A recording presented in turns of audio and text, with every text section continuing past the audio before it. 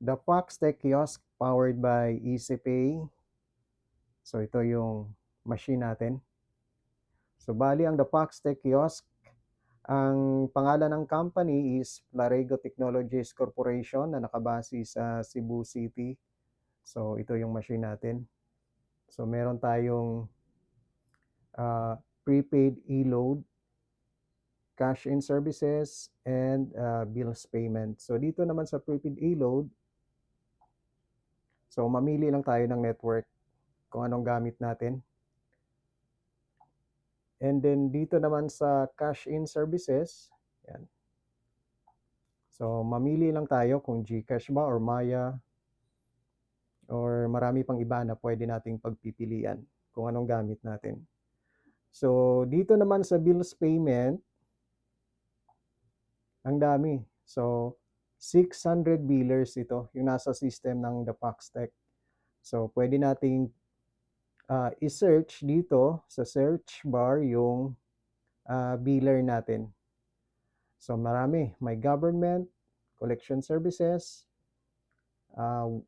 water utility, telecom, yan, government, at marami pang iba. So ngayon naman, mag-try tayong mag-load. So pindutin na natin itong prepaid e-load. Proceed lang tayo. Sa halimbawa, Globe yung number ko. So type lang yung number.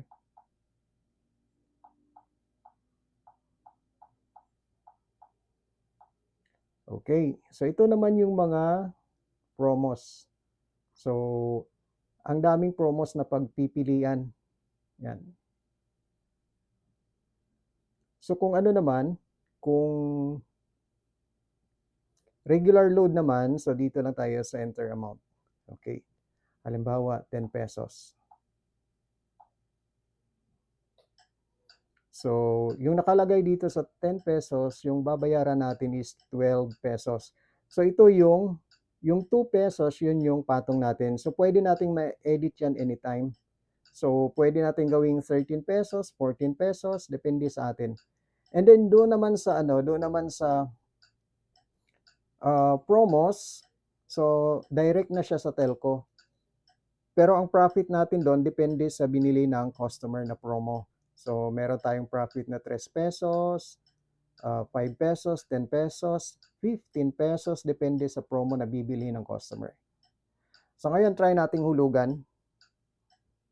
So, pag coin dito sa coin slot, so ito, pwede nating hulugan ng klase-klaseng barya. Tumatanggap siya ng mga luma, bago. So, ito, 10 pesos na bago. Okay, din hintayin natin na mag-credit. Dito naman sa bill acceptor, so hulugan natin ng 1,000. So ginawa natin 1,000 para ma-demo natin mamaya yung credits na tinatawag o sukli. Ayan.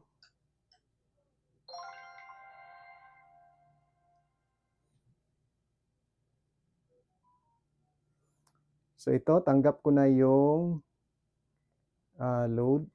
Ayan. Okay. So ayan. So transaction successful.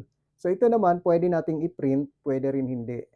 Pero pag i-load lang naman, syempre karamihan dala ng customer yung yung cellphone nila. So itong resibo, pwede natin gamitin ito sa mga GCash, Maya, and bills payment. Pero para ma-demo natin, i-print natin yung resibo. Ayan. So bali yung printer natin ay AutoCAD na ito. So ito yung resibo natin. Ayan. So ngayon, dito naman nakalagay, may sukli tayo. So, pinasobrahan natin para ma-demo natin. So ngayon, yung sukli, magagamit natin sa susunod na pag-load natin or pag GCash, Maya, basta't the same number na gamit natin sa Maya, GCash, or sa pag-load natin. So, bali hindi siya transferable sa ibang number. So, kung ano yung number na ginamit natin sa pag-load dito, magamit natin yung credits o sukli natin. So, para malaman natin kung magkano yung sukli natin, pwede nating i-inquire dito sa inquire credits. Okay? So, i-type lang natin yung number, malalaman natin yung history ng number.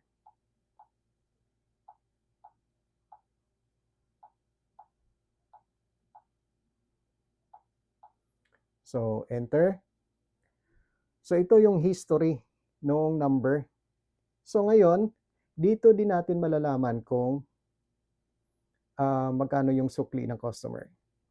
So, ngayon, pag merong customer na sinasabi na, nagpa-load ako kanina or nagpa-GCash ako kanina or Maya, hindi pumasok. So, kailangan kong magpa-refund ng 1,000 kasi 1,000 yung pina-GCash ko or pinamaya ko. So, para makasure tayo, kailangan natin i-inquire credits muna para malaman natin kung nagsasabi siya ng totoo. So, ngayon, kung halimbawa, failed nakalagay dito, so pwedeng i-reprocess lang natin. Or kung ayaw niya na, pwede nating i-refund, pero dapat i-clear natin ang credits. So, pero ito dapat wag nating sanayin ang customer dito. So, dapat exact amount lang talaga tayo. So, bago natin siya i-refund, kailangan munang i-clear yung credits bago tayo magbigay sa customer. So, pag pinindot ng customer, kasi sa kanya darating yung OTP, so, wag din tayo basta-basta mag-refund na i-clear niya muna bago sasabihin sa atin. So, dapat kaliwaan tayo. Makikita natin yung balance niya. So, para ma-clear yung credits, so, pindutin lang yung clear credits, then, may OTP na darating sa number na yon. So, hintayin natin yung OTP. So, bali ito na yung OTP. Yung OTP. So, para ma-clear, i-enter natin yung OTP. 272565. 272265. Mali. 565, I mean. 272565. Ayan. So, na-clear na natin yung credits. Ibig sabihin, pwede na natin siyang bigyan. Pero dapat, so sinabi ko kanina, dapat wag nating sanayin yung customer para exact amount lang talaga yung ihuhulog nila. Ayan. So ngayon naman, paano yung kitaan dito sa ating The Pax Tech Kiosk? So once na nabili natin tong machine, automatic meron tayong online portal or application. So papakita natin sa inyo yung application or yung apps at yung online portal natin. Ito yung online portal natin o yung application natin once na nabili na natin yung machine. So ito. So dito naman, cash in and bills ito. So dito sa cash in and bills, so dito mababawas yung mga Maya, GCash, bills payment. At dito naman sa e-load, yung mga e-loading natin. So dito mababawas yung kung ano yung binili ni customer. So paano naman tayo top up o mag-replenish? So ang pag-replenish nito, dito lang tayo sa cash in and bills. So pindutin lang natin yung cash in and bills. Then dito naman, pindutin lang natin yung plus sign. So dito mamimili tayo kung anong gagamitin natin. Halimbawa, QRPH. So sa QRPH, once na nabili na natin yung machine, automatic meron tayong QR dito sa ating online portal. So dito naman, i-scan lang natin.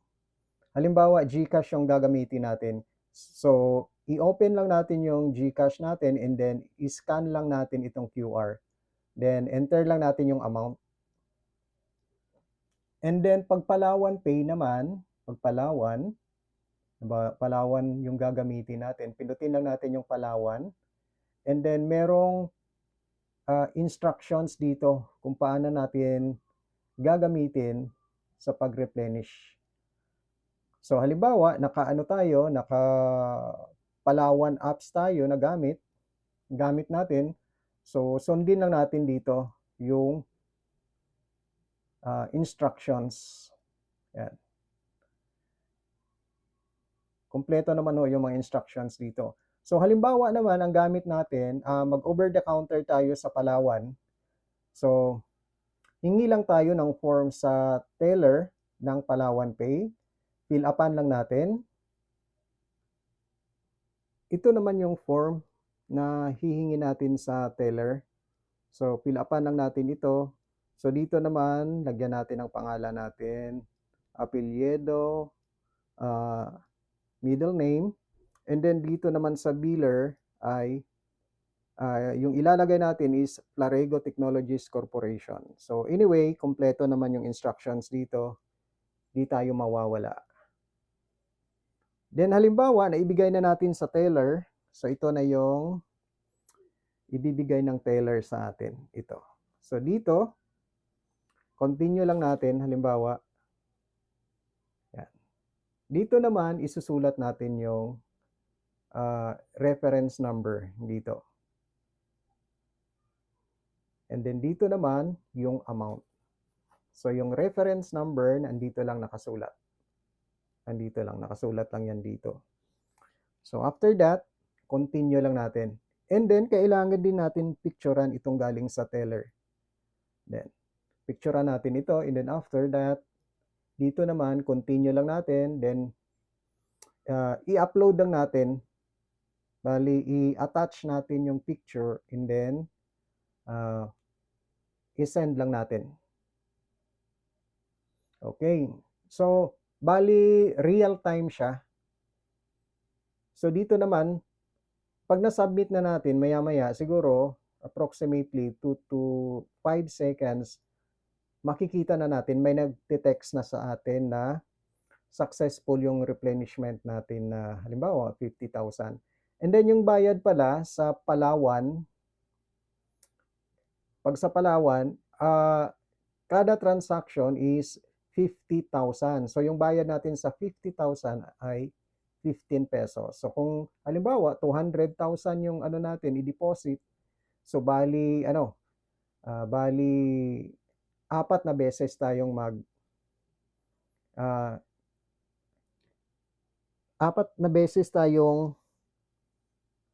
mag-replenish ng tag 50,000 pesos. Okay. So dito naman sa QRPH, halimbawa 50,000, may bawas tayo na 25 pesos. So dapat medyo malaki yung i-replenish natin para hindi lugi. Pero sa akin kasi, sa Palawan ako. Kasi pag sa Palawan, yung machine ko kasi, halimbawa, pag ang nakalagay sa pag nakalagay sa cash in bills ko ay halimbawa mga 10,000 pesos na lang, automatic kinukuha ko yung laman ng machine. So binubuksan ko lang dito, buksan lang natin.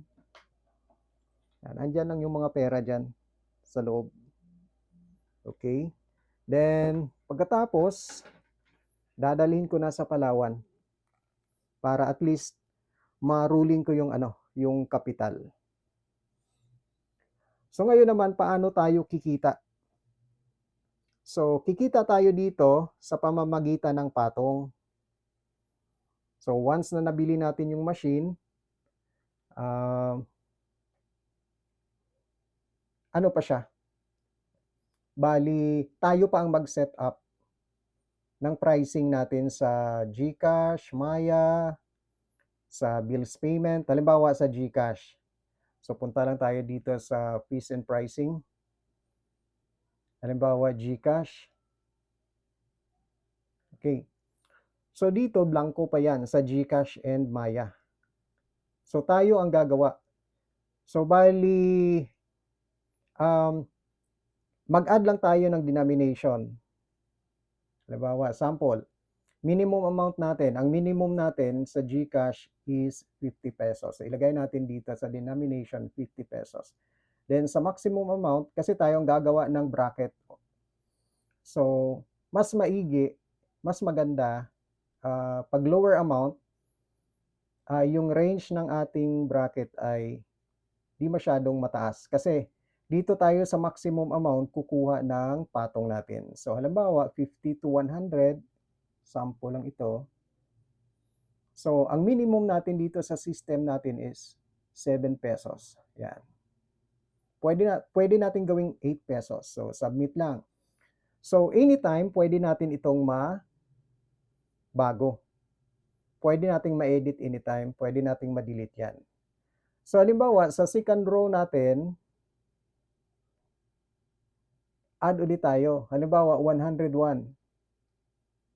101, then to 200 halimbawa. Then magkano yung ano natin? Patong. Example, 8 pesos.